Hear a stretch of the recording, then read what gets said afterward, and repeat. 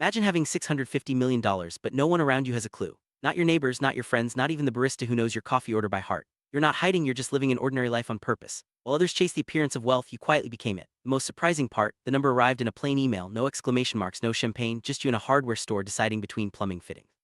This is what real wealth looks like, unremarkable on the outside, extraordinary beneath the surface. All began with a vending machine in a hospital break room. Not a grand revelation or a business plan, just a regular Tuesday. You noticed the machine was out of water, and instead of being annoyed, you wondered who owns this thing. That curiosity set everything in motion. 40 minutes of research led you to a small operator running a handful of machines, earning modest returns. Not glamorous, not even interesting, just a number on a screen in a quiet apartment. You did the math, and the math changed everything. One vending machine in a good spot clears $80 a month. Place 5 and you're at $400. $10 machines, $800. With 25, you're looking at $1,200 to $3,000 a month, whether you show up or not. The money isn't the point yet, it's the architecture. The machine doesn't need you. It just sits there, solving a small problem for strangers and pays you every time. You buy your first used machine for $900, place it in a dental office, and net $190 the first month. No one congratulates you, no one even knows. $190 isn't about pride or disappointment. It's proof that the system works. So you place a second machine, then a third. You start looking at laundromats not as a customer but as someone interested in ownership. You discover that a small laundromat can generate $60,000 to $200,000 a year in revenue. The ones that fail usually do so for operational reasons, not market demand. People always need to wash their clothes, recession or not. You buy your first laundromat for $47,000 in Ohio. The machines are old, but the cash flow is real. First year, your laundromat nets $38,000. No celebration, just another step. You use the profits as a down payment on the next one. This is the part nobody sees, not the scaling, not the portfolio, not the compounding effect of years of quiet decisions. Just a person doing math at a kitchen table at midnight. A Tuesday observation turns into a Wednesday question, then a Thursday purchase, and eventually something no one has a word for. The number didn't matter. The architecture did. Your accountant, Karen, has seen it all: messy books, chaotic owners, and shoeboxes full of receipts. She sits across from you in the back office of your third laundromat, reviewing your portfolio. She calls it the most deliberately uninteresting portfolio she's ever seen. It's not a brand, not a vision, not a company with a mission statement. Just a quiet collection of assets solving basic, unglamorous problems and generating cash every month, whether you're watching or not. Inside your folder, 4 coin laundromats across 2 Midwestern states, pulling in $290,000 a year in gross revenue and netting around $110,000 after expenses. Not spectacular, not podcast-worthy, but steady as rent. People always need to wash their clothes. That need doesn't negotiate with recessions. You also own 2 municipal parking lots bought at county tax auctions for $31,000 and $44,500. Together, they generate over $58,000 a year in net income, managed by a part-time operator. You barely think about them. Own 3 highway billboards, not the ads but the land beneath them. Advertising companies lease the land on long-term contracts, paying you ground rent every month. Sometimes you forget you even own them. Then there's the commercial cleaning company you bought from a retiring owner. 12 contracted clients, over $1.1 million in annual revenue, thin but reliable margins. It's a business that loses and replaces clients slowly, never making headlines but always running. Ren asks if you'll ever pivot to something more exciting: tech, real estate, something with upside. You tell her no. She nods, not fully understanding. What she doesn't see is the logic underneath the boredom. Every asset in your folder serves a need that doesn't disappear no matter the economy. People park cars, wash clothes, buildings get dirty, and someone has to clean them. Drivers see billboards whether they want to or not. There's no app for this, no disruption coming. That's the point. Flashy guys chase venture rounds, expansions, and attention. They operate in markets where being interesting is the price of admission. Competition is constant, and one bad quarter can unravel years of work. You're not in those markets. You're deliberately, almost aggressively not in those markets. You're in the Tuesday morning markets, the ones nobody watches, the ones that keep running quietly and steadily, long after the interesting thing down the street is closed.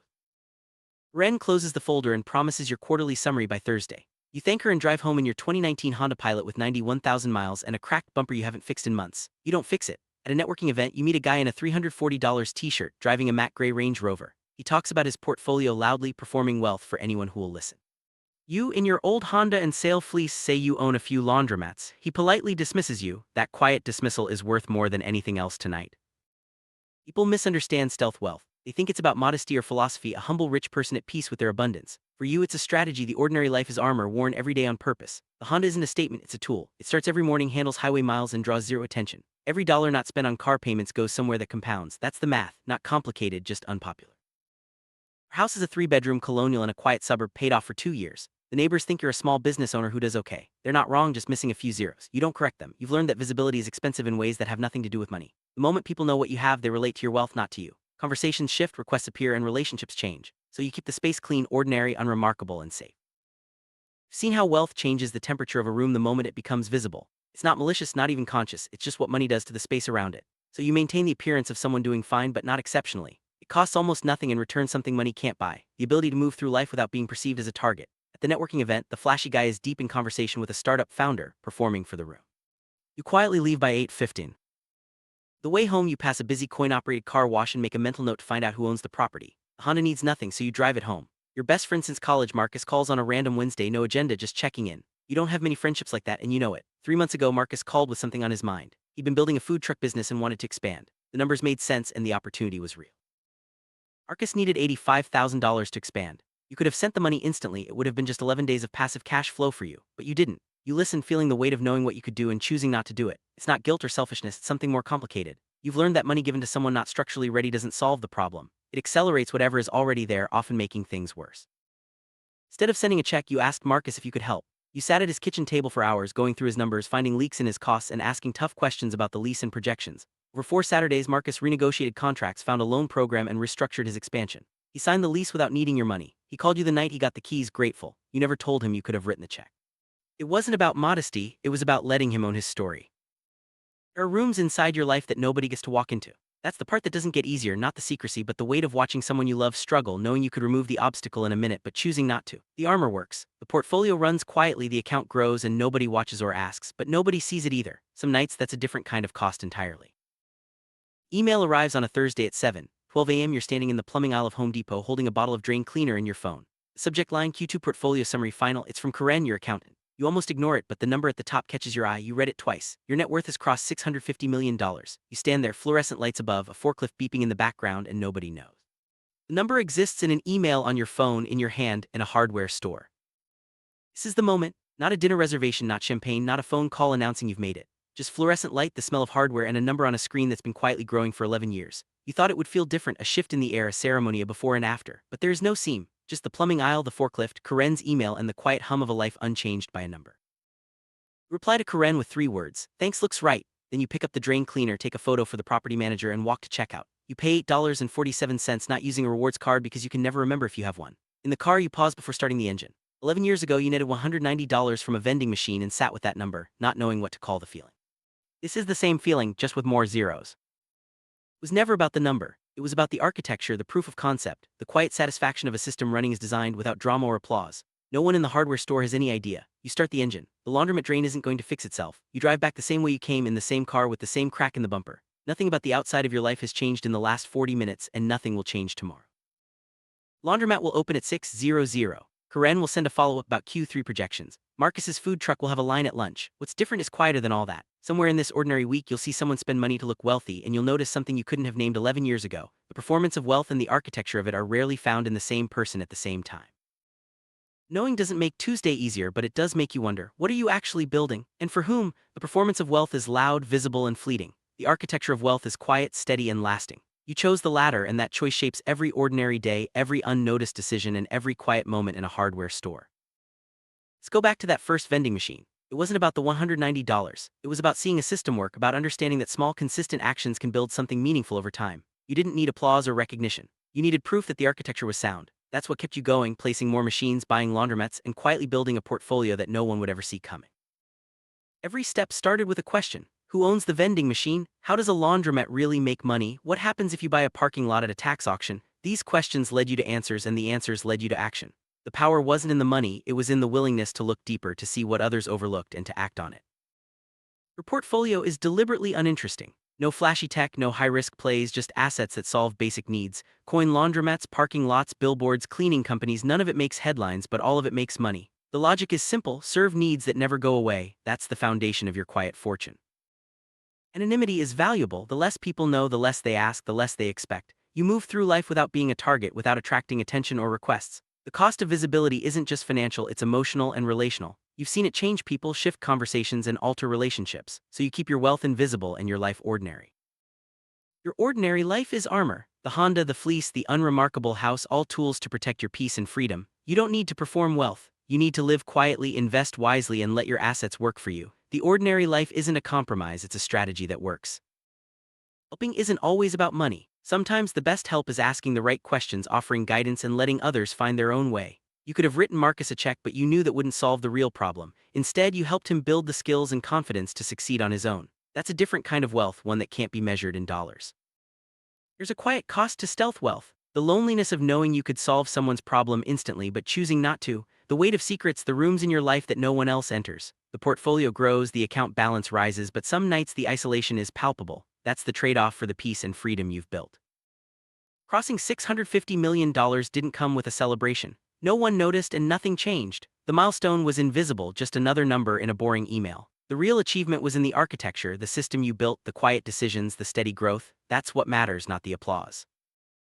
You drive home in the same car on the same road with the same crack in the bumper. Nothing about your life looks different, and that's the point. The outside hasn't changed, but the inside is built on a foundation of quiet, steady decisions. The architecture holds, and that's enough.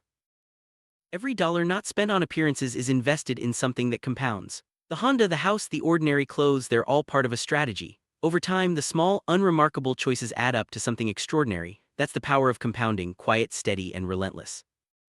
You operate in the Tuesday morning markets, the ones nobody watches, the ones that keep running quietly. While others chase the next big thing, you invest in what lasts. Parking lots, laundromats, cleaning companies, boring, reliable, and profitable. That's where real wealth is built. There's no app for what you do. No competitor is going to out-innovate a parking lot or a laundromat. The needs you serve don't go away no matter the economy or technology. That's the logic underneath your portfolio, steady, boring, and unbreakable. Being underestimated is freedom. The moment someone dismisses you, they stop watching. And when no one is watching, you can do whatever you want. The ordinary life isn't just armor, it's a cloak of invisibility that lets you move freely, make decisions, and build quietly.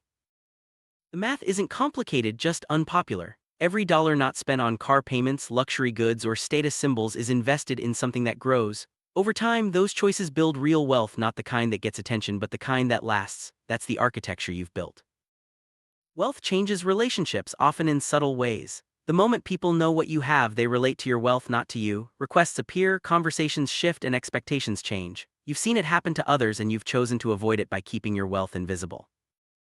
The greatest return on your strategy is the ability to move through life unseen, not as a target, not as a source of capital, but as yourself. The ordinary life costs little to maintain and returns something priceless: peace of mind and freedom from unwanted attention. Your portfolio is a quiet collection of assets: laundromats, parking lots, billboards, cleaning companies. Each one solves a basic problem and generates cash every month. No drama, no headlines, just steady, reliable income. That's the architecture of stealth wealth. In an ordinary week, you'll see people spend money to look wealthy while you quietly build the architecture of real wealth. The difference isn't visible, but it's profound. The performance fades, but the architecture endures. That's the lesson of your journey. The feeling you had with your first vending machine is the same feeling you have now, just with more zeros. It's not pride or disappointment, it's the quiet satisfaction of seeing a system work. That's what you were building all along, even if you didn't have a name for it. In the end, you ask yourself, what are you actually building, and for whom? The answer isn't in the number, the applause, or the recognition. It's in the architecture, the quiet, steady structure that supports your life, your freedom, and your peace. That's the real wealth. You keep building quietly, deliberately, and without fanfare. The world may never notice, and that's exactly how you want it. The architecture holds, the portfolio grows, and you move through life as just another person in the hardware store, holding a bottle of drain cleaner with a fortune no one can see. That's the quiet power of stealth wealth.